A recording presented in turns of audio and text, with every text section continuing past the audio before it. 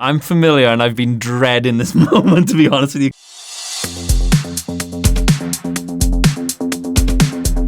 I'll start with Hard Boiled, mainly because for me, that was the absolute game changer in terms of action cinema for me. Like, I remember watching it when I was very, very young, probably too young to watch it. I'd rented it on VHS, rushed home in order to be able to kind of sneak a peek at it because my dad wanted to watch it first to make sure it was suitable for me.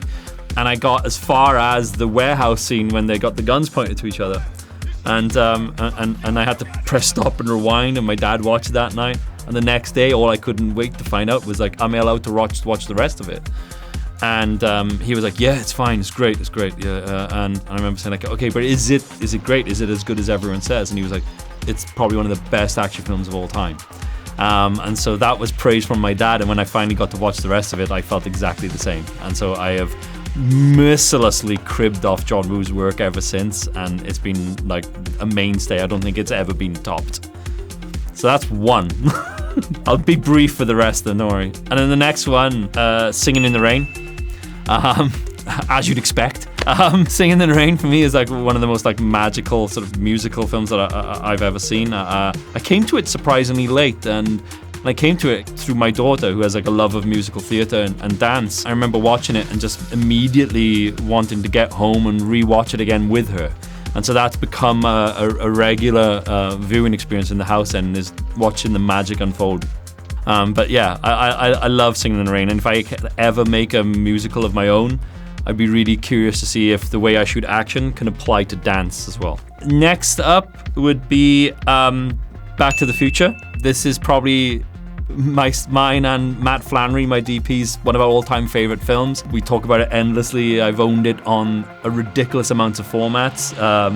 It helps that it keeps getting released all the time, and now with another special edition, now with some more extra features, and every single time I just like have to get it. It doesn't matter how many times I've seen that movie.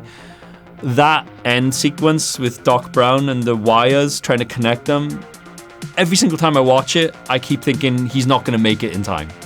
So it's the power of the filmmaking in that sequence, which is so masterful that I'm on edge even watching it for the 500 millionth time. So yeah, so that's three. And then the fourth one will be a film that is very, very dear to me and very close to my relationship with my father, and that'll be Sam Peckinpah's The Wild Bunch.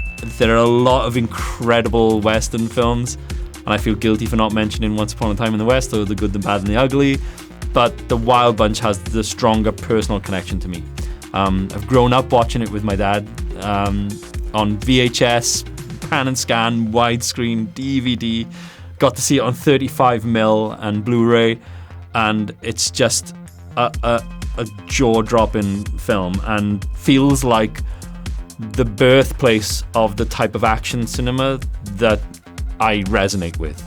So what Peckinpah was doing there on film with practical effects, the way that they edit those sequences together is mind-blowing, and I think laid the foundations for everything that has followed since. So those are my four, and I could tell you 100,000 more.